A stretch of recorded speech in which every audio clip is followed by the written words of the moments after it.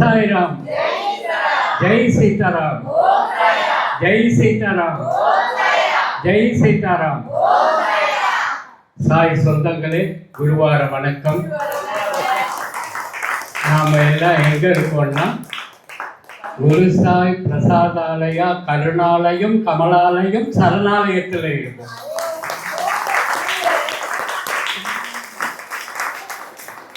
அதே மாதிரி இன்னைக்கு பாபாவினுடைய சச்சரிதத்தில் அத்தியாயம் 3. ஒவ்வொரு அத்தியாயத்தை பற்றி பேசுறதுக்கு முன்னாடி பாபாவினுடைய ஒரு முக்கியமான கேரக்டருங்க ஒரு 5-6 பேர் தான். அவங்க தான் பாபா கூடவே இருக்கிறவங்க எப்பயுமே. இன்னைக்கு நானா சாஹேப் சந்தோர்கர். அவர் யாரு? பாபாவுக்கும் அவருக்கும் எவ்வளவு அநேகமாக நானா சாஹேப் சந்தோர்கரோட தான் அதிகமாக திருவிளையாடல் பண்ணியிருப்பாருன்னு நினைக்கிறேன். அவ்வளவு திருவிளையாடல் அவரோட. அவர் 1860ஆம் ஆண்டு ஜனவரி 14ஆம் தேதி மகர சாந்தி அன்னைக்கு பிறந்தார். அவர் ஆர்ட்ஸ் காலேஜில் டிகிரி படித்தவர். அவங்க அப்பா அம்மா ரொம்ப வைதீக குடும்பம். இந்து மதத்தின் மேலே அலாதி பற்று உள்ளவங்க. வைஸ்வதேவ அப்படிங்கிற ஒரு பద్ధதியை தினம் கடைபிடிக்கிறவங்க. இந்த வைஸ்வதேவ அப்படிங்கிற பద్ధதி என்ன அப்படின்னா, தேவயாகம், பித்ருயாகம், பூதயாகம், மனுஷயாகம், பிரம்மயாகம். இது 5ம் சேர்ந்தது தான் வைஸ்வதேவ. அந்த முறை, அதாவது தேவயாகங்கிறது கடவுளுக்கு படைத்தல், பித்ருயாகங்கிறது நம் முன்னோர்களுக்கு படைத்தல், பூதயாகங்கிறது பறவை பூச்சிக்கள் இனங்களுக்கு படைத்தல், மனுஷயாகங்கிறது இறைவனால் படைக்கப்பட்ட மனுஷர்களுக்கு. அதே போல் பிரம்மம் யார்? அந்த பிரம்மாவுக்கு படைத்தல் பிரம்மயாகம். இந்த 5 விதிமுறைகளையும் வாழ்க்கையில் ரொம்ப நெறி தவறாமல் கடைப்பிடிச்ச குடும்பம் நானா சாஹேப் சந்தோர்கர். கோவிந்த் பந்த் நானா அவங்க அப்பா பேர். அவருக்கு அவர் வாழ்க்கையில் படித்து 1860 பிறந்தார். 17 வருஷத்தில் டிகிரி முடித்தார். கவர்மெண்ட் உத்தியோகத்துக்கு போனார். PA2 கலெக்டர் ஆனார். அவர் ஒரு 7 வருஷத்துலேயே டெப்டி கலெக்டர் ஆகிட்டார். பெரிய போஸ்ட்டுக்கு போயிட்டதுனால அவருக்கு அவருடைய அலுவல்களில் பார்க்குறதுல தான் ஆர்வம். ஆனால் பாபா அவருக்கு கீழே வேலை பார்த்த அப்பா குல்கர்னி என்கின்ற ஒரு கிளர்க்கு அவருக்கு கீழே வேலை பார்த்தவர்கிட்ட நானா சாஹேப் சந்தோர்கரை வர சொல்லு, ஷீரடிக்கு, துவாரகா மாய்க்கு வர சொல்லுன்ட்டு பல வருஷங்களாக சொல்கிறார். நானா சாஹேப் சந்தோர்கர் வரல. அதுக்கு அவர் சொன்ன காரணம் என்னன்னா, நான் எனக்கு இதிலெல்லாம் நம்பிக்கை இல்லை. அவருடைய திருவிளையாடலாம் நான் கேள்விப்பட்டிருக்கேன். இதெல்லாம் ஒரு மேஜிக், மாயம், தந்திரம், சயின்டிஃபிக்காக எதுவும் ப்ரூவ் பண்ண முடியாது. 2வது அவர் ஒரு ஃபக்கீர். நான் அதனால் அவரை போய் நான் சந்திக்க எனக்கு இஷ்டமில்லை அப்படின்ட்டு அப்பா குல்கர்னிகிட்ட சொல்லி அனுப்பிச்சார். அந்த அப்பா குல்கர்னி, பரவாயில்ல அவர் என்ன வேணாலும் சொல்லட்டும், நீ திருப்பி நான் கூப்பிட்டேன்ட்டு போய் கூப்பிட்டுக்கிட்டே இரு அப்படின்னார். அவருடைய 32வது வயதில் 1892ஆம் ஆண்டு பாபாவை சந்திக்க போகிறார். அப்போ தான் அவருக்கு பாபாவை சந்திக்கணுன்ட்டு போகிறார். அப்போ பாபாவை சந்திக்க போகிறப்ப அவருடைய மனசு, இவரை பற்றி நம்ம தப்பாகவே எல்லாம் நினச்சிட்டு இருந்தோம், இப்போ போய் அவரை நம்ம எப்படி பார்க்கறது அப்படின்ட்டு ஒரு மனசஞ்சலத்தோடு பாபாவை சந்திக்கிறார். அப்போ பாபா, நானா இங்கே வா, இங்கே ஜாம்நகரில் இருந்து, ஜல்காவில் இருந்து, கல்யாணில் இருந்து, அகமத் நகரில் இருந்து சுற்று வட்டாரத்தில் எத்தனை நானா சாஹேப் இருப்பாங்க. ஒன்றை மட்டும் ஏன் அப்பா குல்கர்னி கிட்ட இத்தனை வருஷமா கூப்பிடு, என்னை வந்து பார்க்க சொல்லு, வர சொல்லுன்ட்டு ஏன் சொன்னேன்ட்டு உனக்கு காரணம் தெரியுமா அப்படின்ட்டு கேட்குறார். அப்போ பாபா கிட்ட அவர் என்ன சொல்கிறார், எனக்கு காரணம் தெரியல, நீங்களே சொல்லுங்க அப்படின்னு. அப்போ பாபா சொல்கிறார், நானா நீயும் நானும் 4 ஜன்மங்களாக பந்தங்கள் இருந்திருக்கிறோம். 4 ஜன்ம பந்த தொடர்பு உனக்கும் எனக்கும் இருக்கு. அது உனக்கு தெரியாது, அது எனக்கு தெரியும். அதற்காகத்தான் உன்னை சந்திப்பதற்கு துவாரகா மாய்க்கு வர சொல்லி அப்பா குல்கர்னி கிட்ட சொல்லி அனுப்பிக்கிட்டே இருக்கேன், நீ வரல அப்படின்ட்டு. அப்ப பாபாவை சந்திக்கிறார். சந்திச்ச உடனே அவருக்கு அலாதி சந்தோஷம். அப்போ பாபா, நானா நீ என் பக்கத்திலேயே இரு அப்படின்ட்டு அவர் காலுக்கு பிடிச்சி அமுக்கி விட்டுக்கிட்டு உட்காந்துக்கிட்டு இருப்பார். யார்? நானா சாஹேப் சந்தோர்கர். அவர் காலை பிடிச்சிக்கிட்டு இருக்கிறப்ப அவர் என்ன கேட்குறார், உனக்கு 2 பாடங்களை உனக்கு நடத்தப் போகின்றேன். அந்த 2 பாடங்களையும் நான் சொல்கிற கருத்து, நான் சொல்கிற புத்திமதி அதில் என்ன இருக்கோ நீ அதை கடைப்பிடிக்கணும் அப்படின்ட்டு கேட்டுக்கிறார். அப்போ சொல்லுங்க பாபா, எனக்கு ஆட்சேபனை இல்லை, நான் நீங்கள் சொல்கிற மாதிரி நடந்துக்கிறேன். ஏன்னா பாபாவை சந்திக்கிறதுக்கு முன்னாடி இந்த நானா சாஹேப் சந்தோர்கர் வேற, பாபா முகத்தையும் பாபா திருவடியையும் பார்த்த உடனே இப்போ இருக்கிற நானா சாஹேப் சந்தோர்கர் வேற. நான் வந்து உங்கள் திருவடிகளுக்கு என்னை சரணாகதி அடைய செய்து விட்டேன் அப்படிங்கிறார். அப்போ அவருக்கு 2 பாடத்தை எடுக்கிறார். முதல் பாடம் அவர் என்ன சொல்றார், 6 தீய எண்ணங்கள், 6 தீய செயல்கள் ஒவ்வொரு மனுஷனுக்கும் வாழ்க்கையில் இருக்கும். அதில் ஏதாவது ஒன்று ரொம்ப ஈஸியாக ஜெயிச்சிட முடியுங்கிறத ஒன்று சொல்லுப்பா நானா சாஹேப் அப்படின்ட்டு கேட்குறாரு. பாபா இதுக்கு விட சொல்கிறது கஷ்டம். முதல்ல 6 தீய எண்ணங்கள் என்னான்ட்டு எனக்கு தெரியல, அதில் எது ஈஸியாக நான் ஜெயிக்க முடியும்ன்ட்டு கேட்குறீங்க பாபா, அதுவும் நீங்களே சொல்லிடுங்க அப்படின்ட்டு நானா சாஹேப் சொல்கிறார். அப்போ பாபா சொல்கிறார், அதாவது வந்து சத்ரிபு அப்படிங்கிறது வந்து சமஸ்கிருதத்தில் 6 தீய எண்ணங்கள் ஒவ்வொரு மனிதனுக்கும் வாழ்க்கையில் வந்து போகும். சத்ரிபு அப்படிங்கிறது சான்ஸ்கிரிட் வேர்டு. அதே மாதிரி சமஸ்கிருதத்தில் ஹரிஷத் வர்க்கம் அப்படின்ட்டு சொல்லுவாங்க. இதில் அவங்க என்ன சொல்கிறாங்க, இந்த சத்ரிபு என்னென்ன சொல்லுங்க பாபா அப்படிங்கிற, காமம், கோபம், பேராசை, பற்று, அகங்காரம், பொறாமை. இதுதான் வந்து ஒவ்வொரு மனுஷனுக்கும் வாழ்க்கையில் அவனை திசை திருப்பி விடுறது. இதில் நீ ஈஸியாக எதை ஜெயிக்க முடியும் அப்படிங்கிற. தெரியல பாபா, ஈஸியாக ஜெயிக்கக்கூடியது பொறாமை. ஏன்னா இன்னொருத்தருடைய வளர்ச்சியை பார்த்து பொறாமைப்படுறதுனால நமக்கு லாபமும் இல்லை, நஷ்டமும் இல்லை.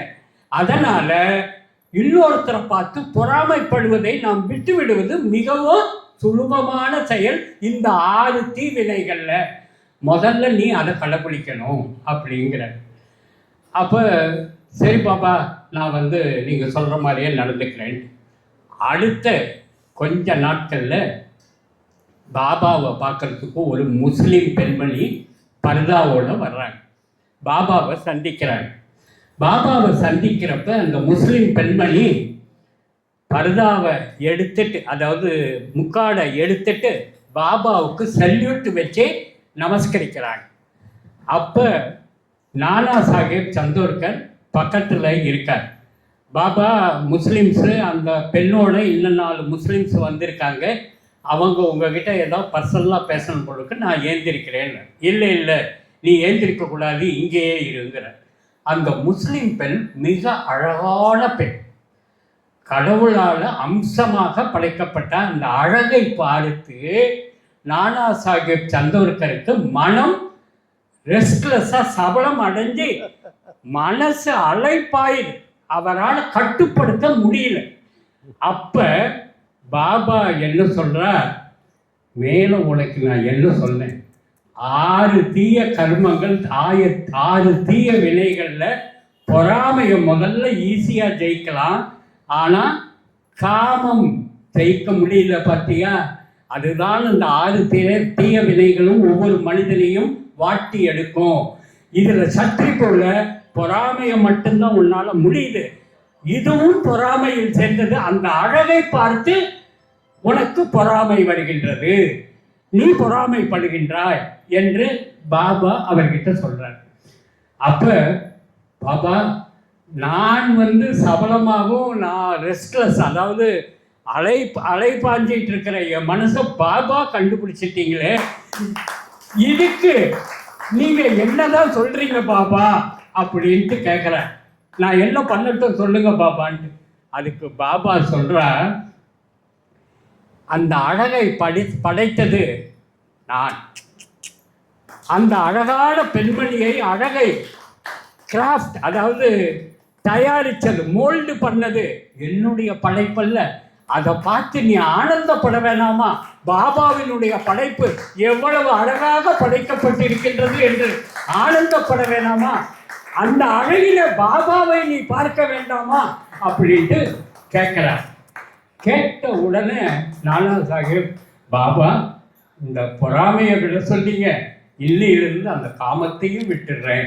என்னுடைய பார்வை இனிமேல் பாபாவை தவிர, பாபாவினுடைய ஞானத்தை தவிர நான் எதையும் ஏற்றுக்கொள்ள மாட்டேன் அப்படின்ட்டு முடிவு பண்ண. சரி, இவர் பயங்கரமான இன்டலெக்சுவல், அதாவது அறிவு கூர்மை, சான்ஸ்கிரிட்ல பண்டிட், அவருக்கு நிகர அந்த 4-5 டிஸ்ட்ரிக்ட்ல சான்ஸ்கிரிட்ல ஒரு பெரிய பண்டித்துவம் பெற்றவர் நானா சாஹேப் சந்தோர்கர். இவர் காலை பிடிச்சிக்கிட்டு இருக்கிறார். பாபா காலை பிடிச்சி விட்டுக்கிட்டே ஏதோ ஒரு ஸ்லோகத்தை முழுமுழுக்கிறார். அவர் என்ன நினச்சிக்கிட்டாரு, நான் பகவத்கீதையில் 4வது சாப்டரில் 34வது ஸ்லோகத்தை நான் முழுமுழுத்துக்கிட்டு இருக்கேன். பாபாவுக்கு சான்ஸ்கிரிட் தெரியாது, அதை போய் இவர் எல்லான்ட்டு என்ன கேட்குறாரு அப்படின்ட்டு இவர் மனசில். அப்போ பாபாவுக்கு நீ சொன்ன அந்த 4வது பகவத்கீதையில் சாப்டர் 4ல் 34வது ஸ்லோகத்தினுடைய விளக்கத்தை கொடுப்பாக்கலாம் அப்படின்ட்டு பாபா கேட்குறாரு. அவர் கொடுத்த விளக்கத்தை கேட்டுட்டு, நீ சொன்னது தவறு, நான் விளக்கம் சொல்கிறேன்ட்டு சொல்கிறார்.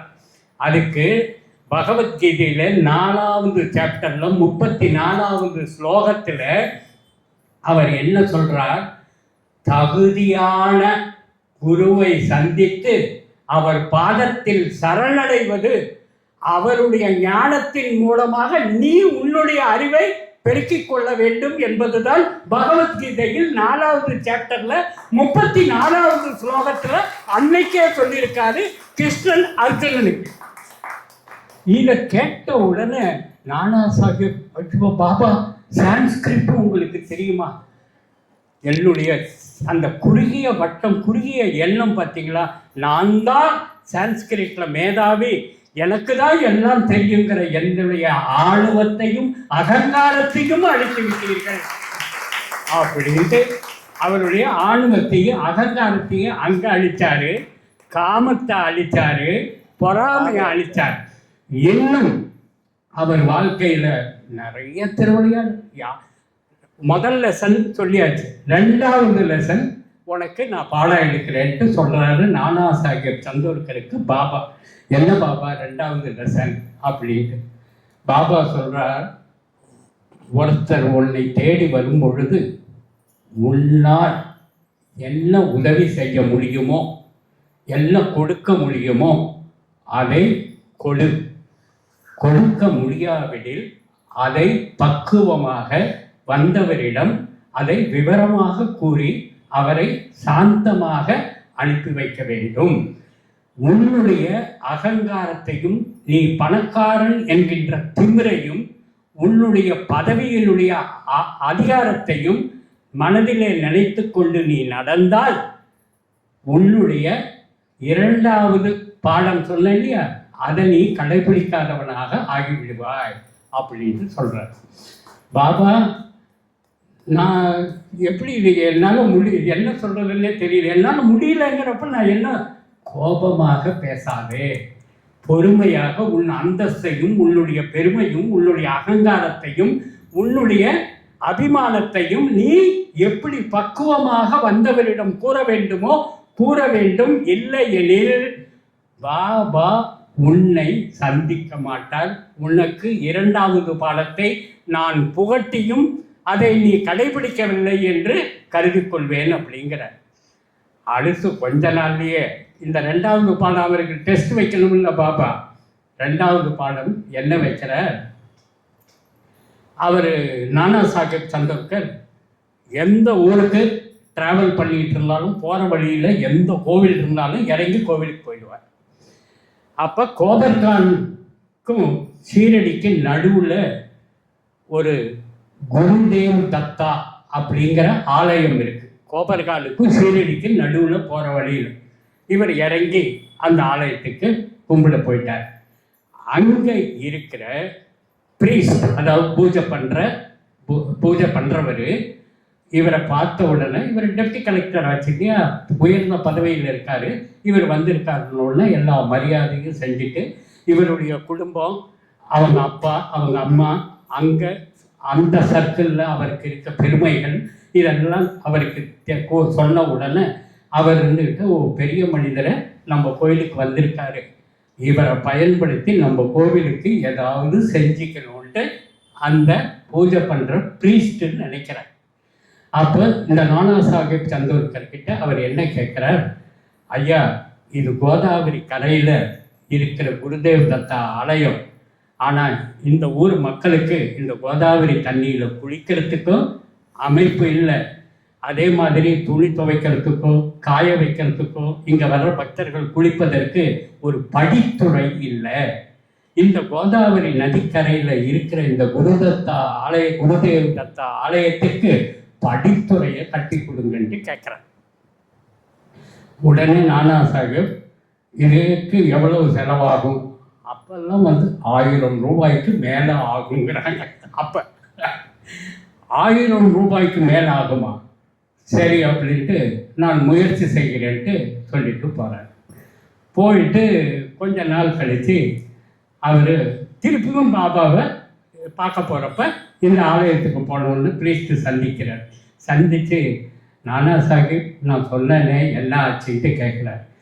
1000 ரூபாயெல்லாம் நான் யாருக்கிட்டேயும் நன்கொடையோ இல்லை எதுவும் கேட்க முடியாது, என்னால் முடிஞ்சது ஒரு 300 ரூபாய்க்கு ஒரு 10-12 படிக்கட்டு கட்டித்தரேன் அப்படின்னு.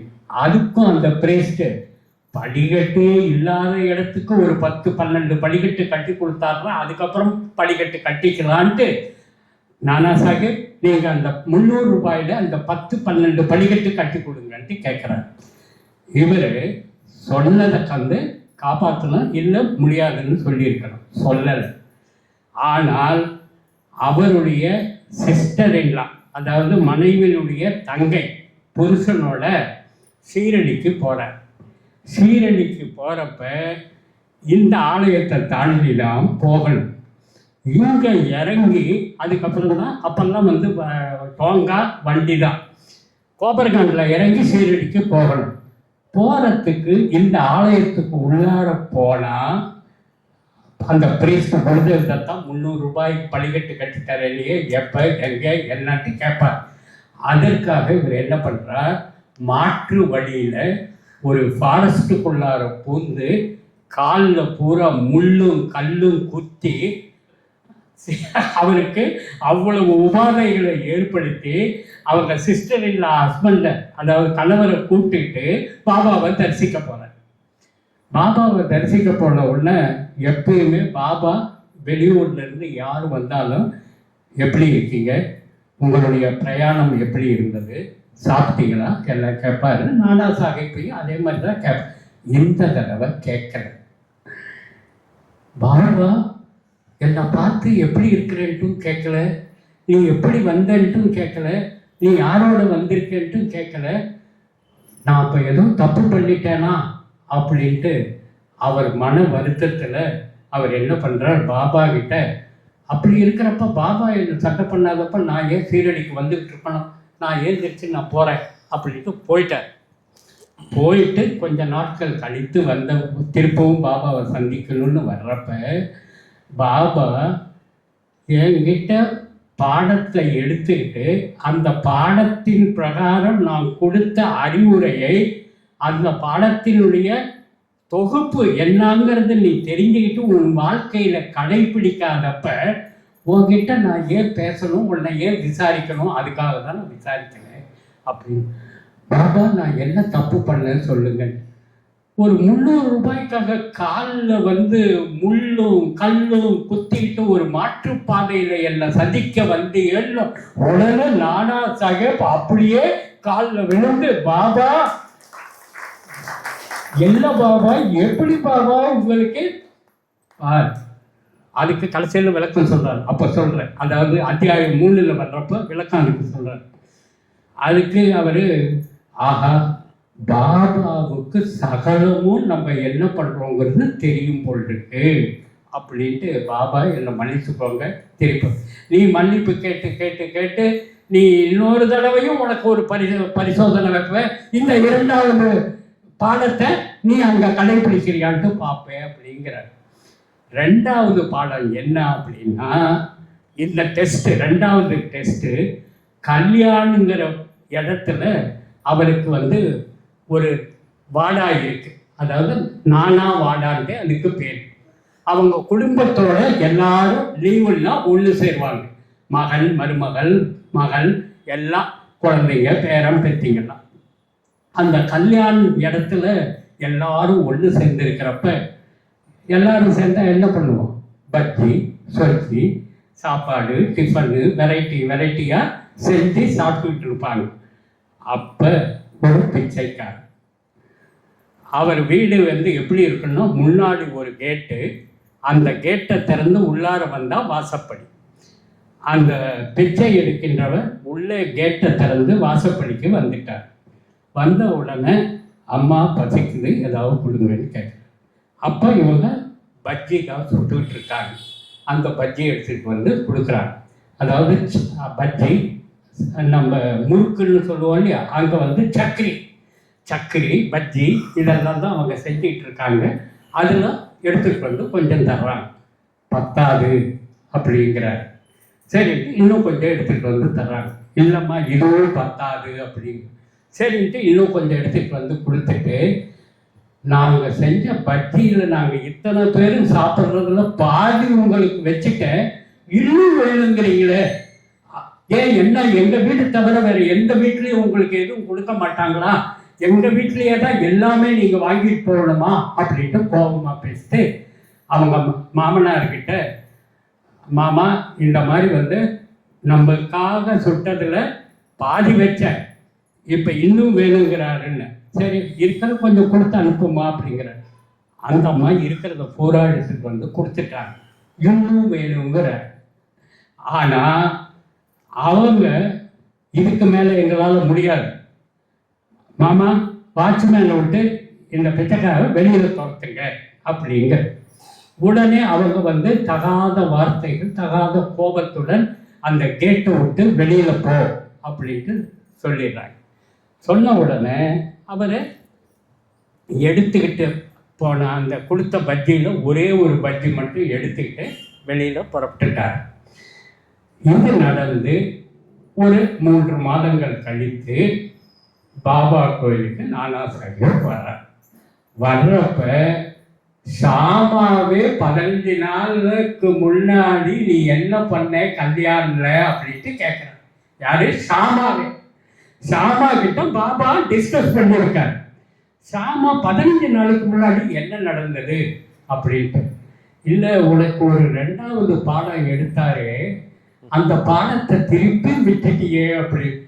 2வது பாடத்தை நான் எங்கே விட்டுட்டேன், என்ன நடந்ததை சொல்லுங்க அப்படி. இல்லை போ பாபாவை பாரு, பாபாவை சொல்லுவாரு அப்படின்னு. பாபாவை போன உடனே, உன் வீட்டுக்கு அன்று பிச்சைக்காரனாக வந்தது நான் தான். நீ இரண்டாவது பாடத்தை நீ கடைபிடிக்கின்றாயா என்பதை பார்ப்பதற்காக அந்த உருவத்திலே நான் உன்னிடம் யாச்சகம் கேட்பதற்காக உன் வீட்டு வாசப்படியில் நின்றேன். ஆனால் நீங்கள் உங்களுடைய அந்தஸ்து, உங்களுடைய திமிரான பேச்சு என்னை மிகவும் புண்படுத்தி விட்டது. ஆகவே நான் அங்கிருந்து வெளியிலே சென்று விட்டேன் அப்படின்னு சொல்லிட்டு இதை எப்போ சொல்றாருன்னா, மூஞ்சி கொடுத்து பேசலை, மற்றவங்க கிட்டலாம் பேசிகிட்டு இருக்காரு. ஏன் பாபா திருப்பி நான் ஏதாவது தப்பு பண்ணுறேன், உனக்கு இதே பழக்கமாக போச்சு, ஏதாவது ஒன்று பண்ணுற, நான் சொல்கிறதையும் கேட்க மாட்டேன், கடைபிடிக்கவும் மாட்டேன், திருப்பி வந்து நான் ஏதாவது தப்பு பண்ணிட்டேனான்ட்டு இப்படியே கேட்டுக்கிட்டு இருப்பேன் அப்படின்னு சொல்லிட்டு அவர் செஞ்ச தப்பை சொல்லிட்டு, பாபா பாபா மன்னிச்சுக்கோங்க, இனிமேல் நான் வாழ்க்கையில் யாரையும் அவமரியாதைப்படுத்த மாட்டேன், என்ன கேட்குறாங்களோ நான் என்கிட்ட முடிஞ்சதை நான் கொடுத்துட்றேன் பாபா, என்னை மன்னிச்சுக்கோங்கன்ட்டு மன்னிப்பு கேட்குறேன். இது மாதிரி பாபா அவர் கூட விளையாடினது இன்னும் நிறைய திருவிளையாடல்கள். மைனா தாய், அவங்க பொண்ணு பிரசவத்தப்ப முதல் குழந்தை இறந்துடுச்சு, கணவர் இறந்துட்டார். இறந்த கணவருக்கு இந்த அம்மா ப்ரெக்னெண்ட்டாக இருக்கிறப்ப கணவர் இறந்துடுறார். அந்த ப்ரெக்னன்சியில் அந்த குழந்தைய முதல் குழந்தை இறந்துடுச்சு. இந்த குழந்தைய காப்பாற்றணுன்ட்டு பாபா கிட்ட நானா சாஹிப் முறையிட்டு இருக்கார். அப்போ பாபா இந்த பொண்ணு 9வது மாதம் பிரசவ நேரத்தில் படுகின்ற வேதனையை பாபா அங்கே உணர்ந்து, அங்கே ஷாமா ராமகிரியும் பாபுகிரியும் கூப்பிடு அப்படிங்கிறார். ராமகிரிங்கிறவர் பிரீஸ்ட், பாபுகிரிங்கிறவர் அவர்கிட்ட வேலை பார்க்குறவர். இந்த 2 பேரையும் கூப்பிடு அப்படின்னு சொல்லிட்டு உதியை அவங்கக்கிட்ட கொடுத்து 2 ரூபா கொடுத்து அனுப்புகிறார். நீ இதை எடுத்துகிட்டு போய் ஜாம்னரில் நானா சாஹிப் வீட்டில் மைனா தாய்கிட்ட கொடுத்து சாப்பிட சொல்லு அப்படின்ட்டு கொடுத்து அனுப்புகிறார்.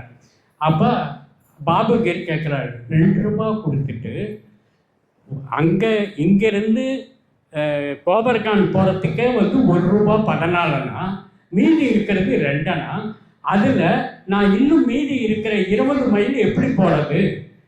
2 நாளுக்கு யார் என்னை கூப்பிட்டு போவாங்க பாபா, எனக்கு ஒன்றும் புரியல, நீ போ எல்லாம் நடக்கும் அப்படின்ட்டு இவங்க 2 பேரும் போய் இறங்குறாங்க. வண்டி அங்கே எதுவும் கிடையாது. ஆனால் ஒருத்தர் மட்டும், நானா சாஹிப் யார், அவர் உங்களுக்காக அனுப்பிச்சிருக்கார், அவருடைய பியூன் நான், இங்கே வந்திருக்கிற பாபுகிர் ராமுகிர் யார் அப்படின்ட்டு கேட்குறாரு. நாங்கள் தான் வந்திருக்கோம், பாபாவுக்காக உதி கொடுத்துருக்கோன்ட்டு. அதில் ஏறி அவங்களுக்கு சாப்பாடும் கொடுத்து அந்த வண்டியில் ஜாம்னருக்கு எடுத்துகிட்டு போய் விடுறார். அவங்க வீட்டு வாசப்படியில் நிறுத்தி உள்ளார இறங்கி போயிட்டு அவங்க 2 பேருக்கு நன்றி சொல்லத்துக்கு திரும்பினா வண்டியும் இல்லை, குதிரையும் இல்லை, வந்த பியூனும் இல்லை. உள்ளார போய் அவர்கிட்ட நானா சாஹிப் கிட்ட, நானா சாஹிப் நாங்கள் வர்றது பாபா உங்ககிட்ட முதல்லையே தகவல் சொல்லிட்டாரா, நீங்கள் வண்டி அனுப்பிச்சி வச்சதுக்கும் சாப்பாடு சாப்பிட்டதுக்கும் ரொம்ப நன்றி, நீங்கள் வர்றதே எனக்கு தெரியாது, நான் எங்கே உங்களுக்கு வண்டி அனுப்புறது, எனக்கு தெரியலையே, யார் வந்தால் யார் அனுப்பிச்சா தெரியல. அப்போ தான் நானா சாஹிப் பாபா தான் என்னுடைய கஷ்டத்தை அங்கிருந்து புரிந்து கொண்டு உதியை கொடுத்து அனுப்பி சுகப்பிரசவமாக அந்த மைனா தாய்க்கு பிரசவத்தை நடத்தி வைத்தார். அது மாதிரி இவர் கூட நானா சாஹிப்போட இன்னொரு ஃபாரஸ்ட்டுக்குள்ளார இருக்கிற கோவிலுக்கு பயணத்தை மேற்கொள்கிறார். யார்? நானா சாஹிப். பத்மாலயாங்கிற ஃபாரஸ்ட். அந்த ஃபாரஸ்ட்டுக்கு கிட்டத்தட்ட 10 கிலோமீட்டர் நடக்கணும். அங்கே இருக்கிற கணேச ஆலயத்துக்காக தரிசனத்துக்கு போகிறார். ஆனால் இவர் ரயில்வே ஸ்டேஷனில் இறங்கி அந்த ஃபாரஸ்ட்டுக்குள்ளார அந்த கோவிலுக்கு போகணும் 10 கிலோமீட்டர். ஆனால் ட்ரெயின் லேட்டாக போனதுனால இரவு ஆயிடுச்சு. இங்கேருந்து புறப்பட்டா 10 கிலோமீட்டர், ராத்திரி 12 மணி ஆகும். எப்படி போகிறது அந்த ஃபாரஸ்ட்டுக்குள்ளாரன்ட்டு? இல்லை போகலாம், நம்ம பாபா மேலே பாரத்தை போட்டுட்டு போகலான்ட்டு போகிறாங்க. அப்போ நடு காட்டில் இருக்கிறப்ப 9 மணிக்கு கோவிலை பூட்டிடுவாங்க. அப்போ நம்ம போய் சேர்றதுக்கு 11 மணி ஆகும். கோவிலில் தரிசனமும் கிடைக்காது, அங்கே தங்குறதுக்கு இடமும் கிடைக்காது, சாப்பாடும் கிடைக்காது. அப்போ நம்ம என்ன பண்ண போகிறோம்? பாபா கிட்ட சொல்லிட்டு நம்ம நடந்துக்கிட்டே இருக்கலான்ட்டு 11 மணிக்கு போய் சேர்றோம். அந்த பத்மாலயா ஃபாரஸ்ட்டுக்குள்ளார இருக்கு அந்த கணேசர் கோவிலுக்கு. அப்போ அங்கே பூஜை பண்ணுறவர் அந்த கோயிலை திறந்து வச்சுக்கிட்டு நானா வந்திருக்காரா அப்படின்ட்டு கேட்குறார். இவங்களுக்கு கூட வந்த நண்பர்களுக்கு ஒரு டெப்டி கலெக்டர் வந்து நானா வந்திருக்காரான்ட்டு கேட்குறாரு இந்த பூஜை பண்ணுறவர். அப்போ அவருக்கு எவ்வளோ திமிர் இருக்கணும் அப்படின்னு. நானா நீ ரொம்ப களைப்போடு இருக்கன்ட்டு உனக்கு டீ கொடுக்க சொல்லியிருக்காரு பாபா. அதே மாதிரி உனக்காக கோவிலில் 11 மணி ஆனாலும் 12 மணி ஆனாலும் திறந்த வைக்க சொல்லியிருக்காரு பாபா அப்படின்ட்டு தரிசனம் கொடுத்து டீயும் கொடுத்து அவரை உற்சாகத்துடன் ஊக்கத்துடன் அந்த தரிசனத்தை கொடுத்தார். அதே மாதிரி ஹரிச்சந்திரா ஹில்ஸ் அங்கே மாதா மந்திர்ன்ட்டு ஒரு பெண் தெய்வ கோவில். அந்த கோவிலுக்கு அவங்க நண்பர்களோட போகணும். அது 40 கிலோமீட்டர் நடக்கணும், மலை ஏறி போகணும். ரோட்டும் இருக்கும் மலையும் இருக்கும் மாறி மாறி 40 கிலோமீட்டர். அதுக்கு போகிறப்ப இவருக்கு 20 கிலோமீட்டர் தாண்டின உள்ள தாகம், சரியான தாகம், மயக்கம், அப்படியே விழுந்துட்டார். மயக்கம் அடைஞ்சு விழுந்துட்டார். அப்போ கூட வந்த நண்பர்கள் ஹரிதாஸ், கில்கர்னி இவங்கெல்லாம் அவருடைய நாடியை பிடிச்சி பார்த்துட்டு நாடி ரொம்ப மோசமாக இருக்கு, மயக்க நிலைமைக்கு போயிட்டாரு, என்ன பண்ணுறதுன்னே தெரியலையே அப்படிங்கிறப்ப பாபா கிட்ட பிரார்த்தனை வைக்கிறாங்க. இவர் தான் பாபா பக்தராச்சு. கூட வர்றவங்களுக்கு பாபா மேலாம் அவர் இல்லை, பாபா கிட்ட சொல்லிடுவோம் நானா இப்படி இருக்காரு அப்படின்ட்டு. அங்கே அவர் இந்த மலை ஏறுறப்ப நம்ம நானாவுக்கு பெரிய பிரச்சனை, உயிருக்கு போராடிட்டு இருக்கான், அவனை காப்பாற்றணும் அப்படின்ட்டு சாமா கிட்ட சொல்லிட்டு இருக்கான். சொல்லிட்டு அங்க அந்த மலையில ஒரு மரம் வெட்டி மரக்கட்டை தூக்கிட்டு ஒரு மனுஷன் வரான். மரத்தை வெட்டி மரத்தை கட்டு கட்டி தூக்கிட்டு போற ஒரு உட்கட்டர் வந்துகிட்டு இருக்கான். அந்த உட்கட்டர் அவர்கிட்ட, ஐயா நீங்க இந்த மலையில உங்களுக்கு பழக்கம் இருக்கும் போல் இருக்கு, இவர் வந்து உயிருக்கு போராடிட்டு இருக்காரு, தண்ணி இல்லாம, இவருக்கு தண்ணி எங்கேயாவது இங்க பக்கத்துல ஏதாவது கிடைக்குமா அப்படிங்கிறப்ப எங்கேயும் சுற்று வட்டாரத்துல தண்ணி கிடையாது. அவர் படுத்திட்டு இருக்கிற இடத்துக்கு கீழே அவர் படுத்திட்டு இருக்கிற கல்லை தூக்குங்க, அங்க ஊத்து இருக்கும் அப்படிங்கிற அந்த உட்கட்டை சொல்லிட்டு மரம் வெட்டி சொல்லிட்டு போன உடனே கொஞ்ச தூரத்துல மறைஞ்சிடுறாரு. இவங்க அந்த கல்லை தூக்கி பார்த்த உடனே அருமையான ஊத்து. மயக்கம் தெரிஞ்ச உடனே நானா சாஹிப் கங்கா நதியை தாஸ்கனுவுக்காக தன் கால் விரல் நகத்துல இருந்து வரவழைச்ச பாபா எனக்கு தண்ணி கொடுக்க மாட்டாரா, என்னை காப்பாற்ற மாட்டாரா அப்படின்ட்டு ஏந்திருக்கு உட்கார்ந்து அவரு பேசினார். இது மாதிரி ஹரிச்சந்திரா ஹில்ஸ், பத்மாலயா 2 பாடங்கள், இது மாதிரி அவரோட விளையாடிய விளையாட்டு திருவிளையாட்டு கொஞ்ச நெஞ்சல். அவர் அதுலேயும் மூழ்கிட்டார். ஒரு ட்ரிப்பு ஊருப்புற பிளேக் நகர் டிஸ்ட்ரிக்ட்டு அவர் டெப்டி கலெக்டராக இருக்கிற ஏரியாவில் அப்போ ஒரு வேக்சினை கண்டுபிடிச்சி எல்லாத்துக்கும் போடணுங்கிறாங்க. ஆனால் யார் ஊர் ஜனங்க போட்டுக்க மாட்டேங்கிறாங்க. முதல்ல வந்து டெப்டி கலெக்டருக்கு போடுங்க, அவர் போட்டுக்கிட்ட வாட்டி நாங்கள் எல்லாம் போட்டுக்கிறோன்ட்டு சொல்கிறாங்க. அப்போ நானா சாஹிப் ஒரு நிமிஷம் இருங்க, நான் ஒரு 2 நாளில் நான் வந்துடுறேன்ட்டு பாபா கிட்ட வர்றேன். ஆமாம் இது மாதிரி ஊருப்புற பிளேக்கு பரவிட்டு இருக்கு, இந்த வேக்சின் போட்டுக்கலாமா, நீங்கள் சொன்னால் போட்டுக்கோ, எந்த ஒரு தொந்தரவும் உனக்கு வராது, நீ போட்டுக்கிட்ட வாட்டி ஊர் மக்களும் போட்டுக்குவாங்க, எந்த தொந்தரவும் வராதுன்னு உடனே போட்டு அந்த ஊரை பாபா காப்பாற்றினாரு. இது மாதிரி அவர்கிட்ட ஆடின ஆட்டங்கள். ஒரு நாள் அவர் பாபா கூட உட்காந்து பேசிகிட்டு இருக்கார், அவங்க நண்பர்களும் சுற்றி உட்காந்து.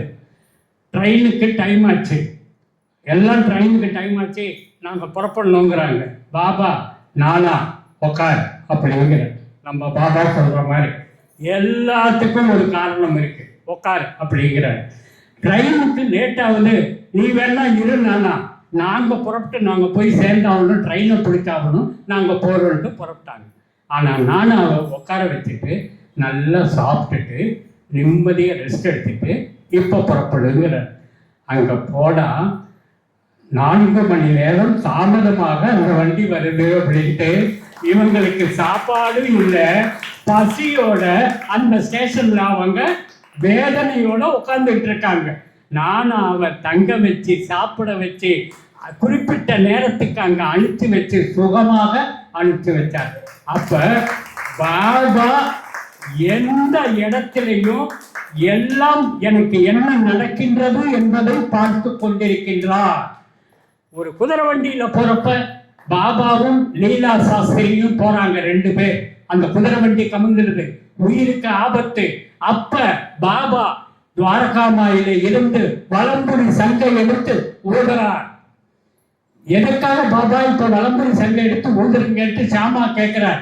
அங்க நானா உயிருக்கு போராடிட்டு இருக்கான், எலும்பு முடிஞ்சு அவனை காப்பாற்றணும் அப்படின்ட்டு இந்த ஒளி அங்க போய் அவங்க 2 பேர்த்தையும் லீலா சாஸ்திரியும் பாபா நானா சாஹிப்பையும் 2 பேரையும் ஏந்திரிச்சு நிக்க வச்சு ஜம்முன்னு நிக்க வைக்கிறார். இது மாதிரி பாபாவை நினைச்சா நம்மளை சுத்தி அவர் நமக்கு என்ன நடந்துகிட்டு இருக்கு, எப்ப நான் என்ன பண்ணணுங்கிறது அவர் தெரிஞ்சிருக்காரு. இதை அவர் உணர்ச்சி பூர்வமா அவரிடம் நடந்த திருவிளையாடல்கள் மூலியமா பாபா மேல சாகர வரைக்கும் கொஞ்சம் கூட அசரலை.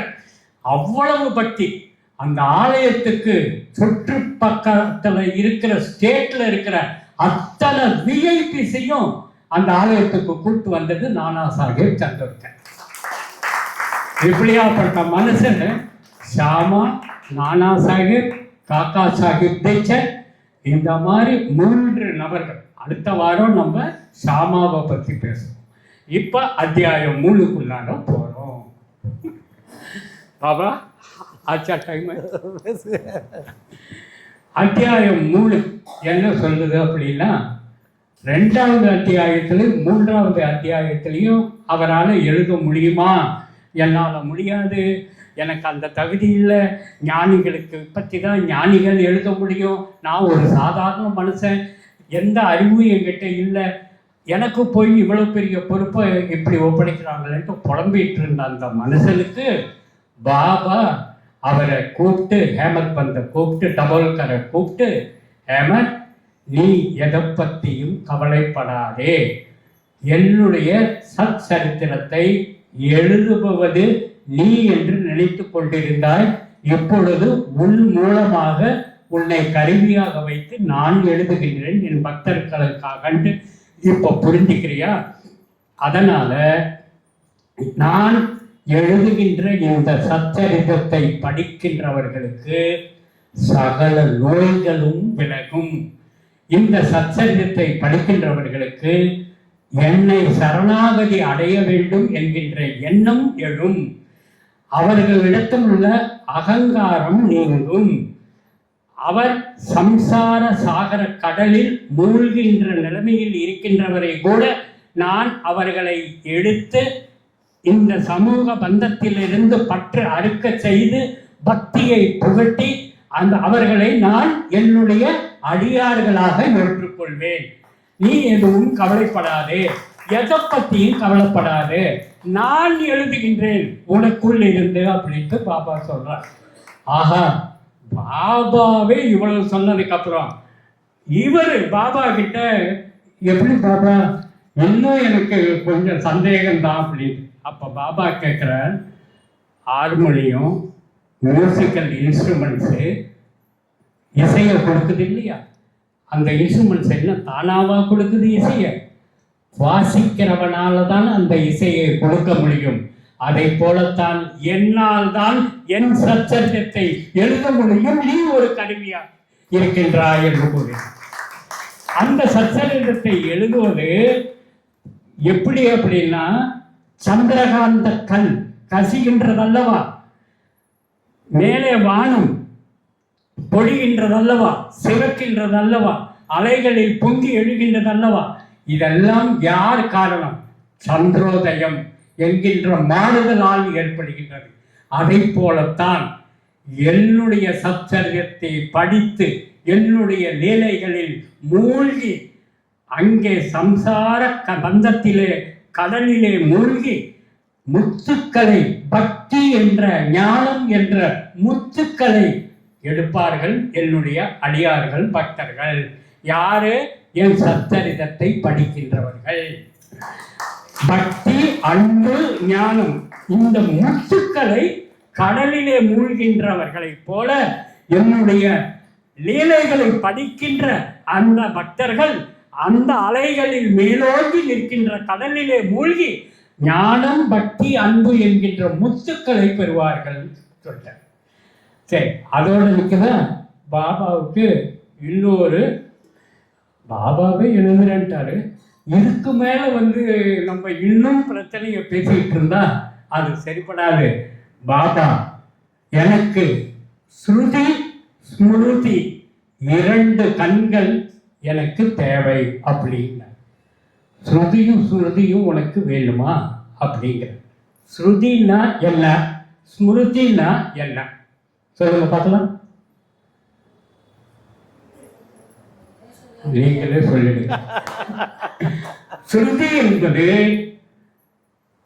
நம் காதுகளில் ஞானம் பெற்ற ஞானிகள் கூறுகின்ற அறிவுரைகள், ஞான புத்திகள் கேட்டுக்கொள்ளுதல். நம் காதுகளில் கேட்டுக்கிறது ஸ்ருதி. ஸ்மிருதி என்பது இந்த காதுகளில் கேட்ட ஞானத்தை, பெற்ற ஞானத்தை நீ உன்னுடைய மூளையில் ஏற்றிக்கொண்டு ஞாபகமாக வைத்துக்கொண்டு அதை தேவைப்படும் பொழுது அதை உபயோகிப்பது ஸ்மிருதி. இந்த ஸ்ருதி ஸ்மிருதி எனக்கு 2 கண்கள். இந்த 2 கண்கள் இருந்தால்தான் நான் பாபாவை பற்றி தெரிந்து கொள்ள முடியும். பாபாவினுடைய அறிவுரைகள், அவருடைய செயல்கள், அவருடைய வாழ்க்கை, அவருடைய லீலைகள் நான் புரிந்து கொள்ள முடியும். அதை என் காதுகளால் கேட்டு என்னுடைய ஸ்மிருதி, அதாவது என் மூளையில் ஏற்றிக்கொண்டு நான் அவர் எழுதினாலும் என் உள்ளத்தில் அதை கொண்டு வர வேண்டுமென்றால் எனக்கு ஸ்ருதியும் ஸ்மிருதியும் தேவையை கேட்கின்றார் பாபா. நானே உன் கூட இருக்கும் பொழுது இந்த ஞானக்கண்ணும் இந்த ஸ்ருதியும் ஸ்ருதியும் இல்லாமல் உனக்கு போய்விடுமா? எப்பொழுது என்னை சரணாகதி அடைகின்றார்களோ, என்னுடைய பக்தியை, என்னுடைய நீலைகளை இசையாக பாடுகின்றார்களோ, அவர்களை 7 திக்கிலிருந்து நான் காப்பாற்றுவேன் என்று பாபா சொல்றேன். இன்னைக்கு பாபாவை பத்தி நான் ஏன் பாடணும்னு இப்ப புரிஞ்சுக்கிட்டீங்களா? இசை வடிவிலே யார் பாடுகின்றார்களோ, எப்பையும் பாபா சொல்றது இசை ஞானம் அல்ல, இசை அறிவு தேவையல்ல, எந்த பயிற்சியும் தேவையில்லை. பாபாவினுடைய லீலைகள், பாபாவை பற்றி நீங்கள் இசையாக தொகுத்து பாடினாலே போதும். உன்னுடைய வாழ்க்கையில் உணர்ச்சி என்கின்ற உறவு பந்தத்தை நீ அறுத்து விடுவாய், என்னிடம் அடைந்து விடுவாய்ட்டு கூறுவார். அதோட நிற்கிறாரா பாபா.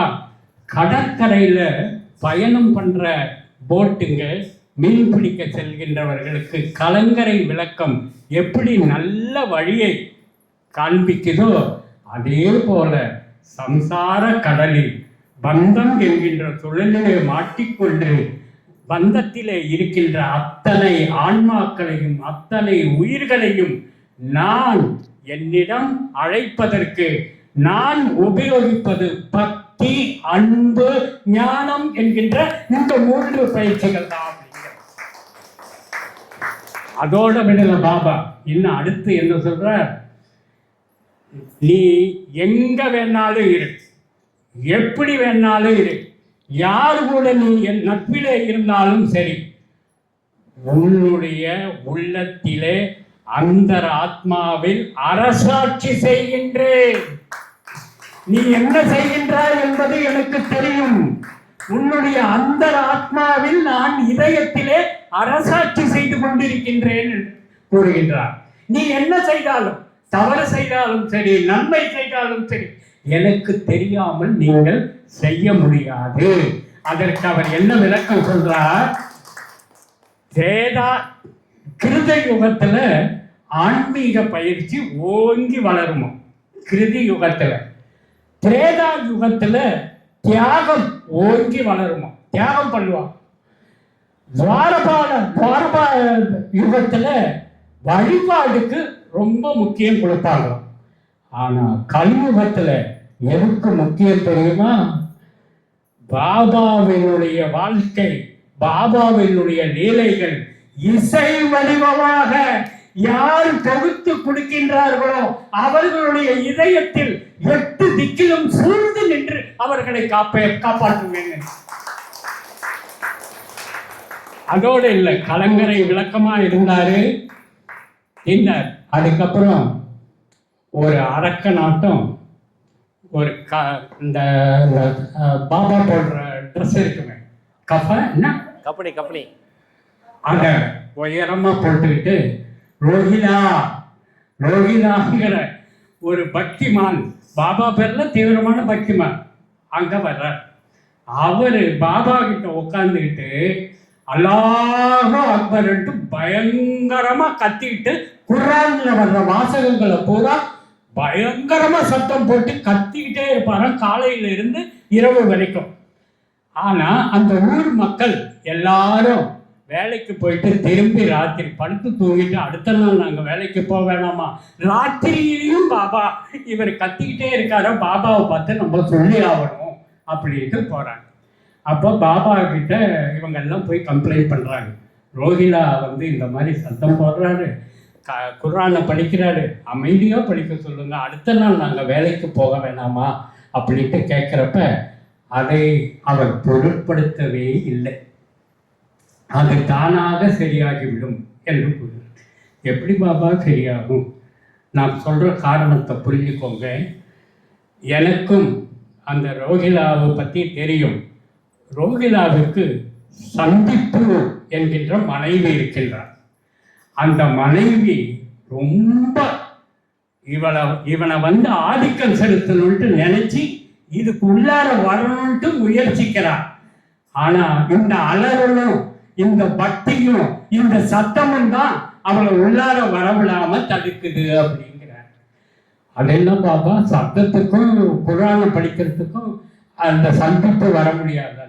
அப்ப பாபா சொல்றார், சந்திப்புங்கிறது அவர் மனைவி அல்ல, அவனுடைய துருப்பு தீ, அவனுடைய தீய வினைகள், அவனுடைய தீய சிந்தனைகள், இது உள்ள வராம தடுக்கிறதுக்காக தான் அவன் கத்திக்கிட்டு இருக்கான். அது நாள்பட என்னோட இருக்கிறதுனால இது உள்ளே வர முடியாது, அவனும் சரியாயிடுவான், உங்களுக்கு எந்த தொந்தரவும் வராது. இந்த மாதிரி அவருடைய படைப்புகள் அவர் எங்க எடுத்தாலும் அவர் சொல்றது என்னை சரணாகதியை அடைய வேண்டும். இந்த கலியுகத்துல பாடலா இசையா என்ன வணங்கணும், அவங்களுக்கு தான் நான் முன்னுரிமை குடிப்பேன்ட்டார். அதுக்காக தான் நான் இன்னைக்கு பாடவே ஆரம்பித்தேன். பாபா உன்னுடைய கருணாலயம், உன்னுடைய கமலாலயம், உன்னுடைய சரணாலயம் உள்ள சரணடையணுங்கிறதுக்காகத்தான் உன்னுடைய அத்தியாயம் 3ல நீ சொல்லியிருக்கிற மாதிரி உன்னுடைய லீலைகளை இனி பாட்டா தொகுத்து எங்க ஜனங்களோட ஒன்றாக இணைந்து சமர்ப்பிக்க போகிறோம் பாபான்ட்டு தான் இன்னைக்கு பாருங்க. அதே மாதிரி அந்த பாபா திருவிளையாடல்கள் கொஞ்சம் நெஞ்சமல்ல, அவர் சரணாகதி என்னை அடைய வேண்டும், என்னுடைய வாழ்க்கை என்னுடைய செயல்களை பாடல்களாக இசையமைத்து பாட வேண்டும். அதற்கு பிறகு இந்த நான் பாட்டு பாடினா போதுன்ட்டு நான் சொல்றேன் இல்லையா, இதை விட்டுட்டு ஞானத்தை பெறணுங்கிறதுக்காக யோகம், யாகம், தியானம் இதெல்லாம் எதுவும் அவசியம் இல்லைன்ட்டார் பாபா. இதெல்லாம் கடைபிடிக்கிறது முடியாது. 4 வர்க்க ஜனத்திற்கும் பொதுவாக நான் கூறிக்கொள்வது, என்னுடைய நிலைகளை இசையாக பாடுங்கள், உங்களுடன் நான் இருப்பேன். 4 வர்க்க ஜனங்களையும் போடுகின்றார். அப்பெல்லாம் 4 வர்க்கம் தான், இந்த மாதிரி இத்தனை கேஸ்ட் கிடையாது. அந்த 4 வர்க்க ஜனங்களும் என்னை இசையால் மகிழ்வித்தால் அத்தனை நற்பேரும் கிடைக்கும். வாழ்க்கையில் நோய்கள் அகலும், தீய வினைகள் விலகும். இத்தனை நற்குணங்கள் அவனிடம் இருக்கும் பொழுது அவன் உறவிலே பற்றோடு இருக்க முடியுமா? அவனுடைய யமனுடைய வாயிலே அவன் இருந்தால் கூட அவனை இழுத்து விடுவேன் என்று கூறுகின்றார் பாபா. யமனுடைய வாயிலே இருந்தாலும் அவனை இழுத்து விடுவேன். அத்தகைய பலன் அவனுக்கு 8 திக்கிலும் இருந்து நான் கொடுப்பேன். என்னை இசை வடிவிலே பாட்டிலே என்னை பாடினார் அப்படிங்கிறார். இந்த கலியுகத்தில் அவர் திருப்பி திருப்பி அந்த அவருடைய லீலைகளை பாட வேண்டும். எல்லாருக்கும் கேளுங்க, ஞானத்தோட கேளுங்கிறார். சச்சரிதத்தை படிக்க சொல்லுங்க, கேளுங்க. இல்லைன்னா யாராவது சொல்றத உட்கார்ந்து தியானத்துல அவரை நினைச்சுக்கிட்டு அந்த சச்சரிதத்தை உள்வாங்கிக்கோங்க, நீங்க கிரகிச்சுக்கோங்க. உங்க உடலில் இருக்கின்ற நோய்கள் உங்களை விட்டு அகலும். சரி, அதோட நிறுத்திட்டாரா? அடுத்து அவர் என்ன சொல்றார்? இந்த தியானம் வேணாம், யோகம் வேணாம், ஒண்ணு வேணாம், உன் அந்தராத்மாவில் நான் இருக்கேன், நீ என்ன செய்யறேன்னு எனக்கு தெரியும். நீ முதல்ல புரிஞ்சுக்கோ, இங்க அசையும் பொருள், அசையாத பொருள் எல்லாமே படைக்கப்பட்டது என்னால். இந்த பிரபஞ்சத்தை ஆட்டி படைப்பவன் நான். இந்த பிரபஞ்சமே உருவாக்கப்பட்டது என்னால் தான். அதாவது பாபாவால் தான். இந்த பிரபஞ்சத்திலே வாழ்கின்ற அத்தனை உயிர்களும், புழு பூச்சி, அத்தனை எத்தனை ஆன்மாக்கள் இருக்கின்றதோ அத்தனையும் என் உருவமாக நீங்கள் பாருங்கள் என்று கூறுகிறார். அப்ப ஏன் பாபா உன்னுடைய கஷ்டங்கள், உன்னுடைய தொந்தரவுகள், உன்னுடைய வாழ்க்கை பயணத்திலே இருக்கின்ற சுகதுக்கங்கள் அனைத்தையும் நீ விட்டு நீ நன்மை அடைய வேண்டும் என்றால் இதை நீ கடைபிடிக்க வேண்டும் என்கின்றார்.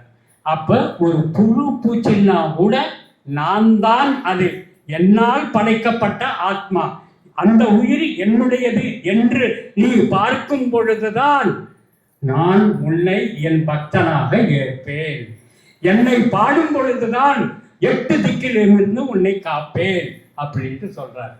அதோடு மட்டுமில்லை, அவருடைய கதை அமிர்தத்துக்கே சுவை ஊட்டுதான். அமிர்தமே சுவை, அந்த அமிர்தத்துக்கு சுவை ஊட்டுகின்ற வகையிலே என்னுடைய கதை இருக்கும், என்னுடைய லீலைகள் இருக்கும்னு சொல்றார். அப்ப என்னுடைய கதைகளை, என்னுடைய லீலைகளை கேட்கும் பொழுது என்னுடைய லீலைகள், கதைகள், வாழ்க்கை செயல்கள் அத்தனையும் உள்ளத்தாலும் உயிரினாலும் நீங்கள் சரணாகதி அடைந்து என்னை வேண்டினால் உங்களுடன் உங்களுக்காக உங்களுக்கு தேவையான அனைத்தையும் அளித்து உங்களுக்குள் இருக்கின்ற பக்தி, அன்பு, ஞானத்தை பெருக்குவேன் என்று கூறுகின்றார். இந்த மாதிரி அவருடைய திருவிளையாடுகள் இந்த அத்தியாயம் 3ல கலங்கரை விளக்கமா இருந்தார். இன்னொன்னு அடியார்கள் கிட்ட என்ன சொல்றார், அதாவது பசு கன்று இருக்கு இல்லையா, அந்த கன்றுக்கு பசி எடுத்தா மடி நிறைஞ்சி இருக்கிற பசு என்ன பண்ணும், மடியை காமிக்கும், இந்த கன்று போய் முட்டி பால் குடிக்கும். அதே போலதான் தாய் தன் குழந்தைக்கு பசி எடுக்கும் பொழுது தாய்ப்பால் வளர்க்கின்றார். அந்த குழந்தைக்கு பசி எடுக்கின்றதா, பசிக்காக தான் நாம் அழுகிறோமா என்று கூட தெரியாது. ஆனால் அந்த குழந்தைக்கு அழகான உடைகளை அலங்கரித்து, பொட்டு வைத்து, பூ வைத்து, உடைகளை அலங்கரித்து அழகு பார்க்கின்ற அந்த தாயினுடைய எண்ணம், தாயினுடைய செயல், தாயினுடைய அன்புக்கு எல்லையே கிடையாது. அதை போலத்தான் என்னுடைய அடியார்கள் என்னை உள்ளத்தாலும் உயிராலும் என்னை நேசிப்பவர்கள், என்னை சரணாகதி அடைபவர்களுக்கு அந்த தாய் அன்பை அந்த குழந்தைக்கு கிடைத்ததல்லவா, அதுபோல தாயாக இருந்து என்னுடைய அன்பை அவர்களுக்கு கொடுப்பேன். இந்த மாதிரி அத்தியாயம் 3ல பாபா திருப்பி திருப்பி திருப்பி நல்ல குரு, நல்ல ஞானம் பெற்ற குருவிடம் காதால் கேட்பது, அதாவது செவிவழி கதைகள் காதால் கேட்க வேண்டும். அதை கேட்டறிந்து ஸ்மிருதியாக மூளையில் ஏற்றி அதை எப்பொழுது நாம் பயன்படுத்த வேண்டுமோ பயன்படுத்துவதற்கு உபயோகிப்பதற்கு தேவையான ஞான அறிவு தெய்வீக அறிவை பெறுவதுதான் ஸ்மிருதி. ஸ்ருதியும் இணைந்து நம் வாழ்க்கையை செம்மையாக சம்சார கடலிலே இருந்து பற்றை அறுக்க வைத்து உலக பற்றிலே இருந்து நீக்கி யமனுடைய வாயிலே இருந்தாலும் நம்மை இழுத்தி காப்பாற்றுகின்ற ஒரு பக்தனை வழிநடத்துகின்ற தெய்வமாக பாபா இருக்கின்றார் என்று கூறி அத்தியாயம் 3 பாபாவின் திருவிளையாடல்களும் பாபாவினுடைய பக்தி எப்படி இருக்க வேண்டும், பாபாவினுடைய வழிபாடு எப்படி இருக்க வேண்டும், பாபாவிடம் நாம் எப்படி உரையாட வேண்டும், நாம் எப்படி இசையாக வடிவமைக்க வேண்டும், பாடலாக பாட வேண்டும், அதனால் அவர் பெறுகின்ற இன்பம் என்ன, அவர் நமக்கு கொடுக்கின்ற நம்முடைய துன்பத்திலே இருந்து நம்மை விளக்குகின்றார் என்பதை கூறி அத்தியாயம் 3க்கு உரைக்கு திரையிடுகின்றேன். நன்றி, வணக்கம்.